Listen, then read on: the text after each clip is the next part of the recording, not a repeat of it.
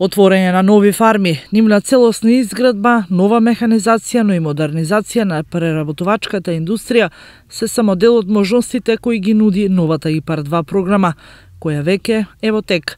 Радовишките земјоделци кои ќе сакаат да аплицираат за средствата преку програмата, ќе имаат и една олеснителна околност, што општината ќе им излезе во пресред, овозможувајќи им полесна апликација со готови идентични план проекти.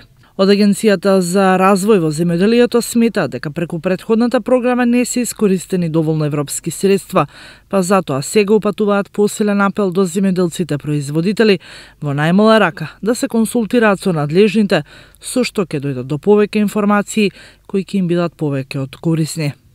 Крајниот рок за апликација е 23 јуни. Вкупниот износ на европските пари од ИПАР 2 програмата, достапни за македонските производители и преработувачи, се околу 68 милиони евра до 2020 година.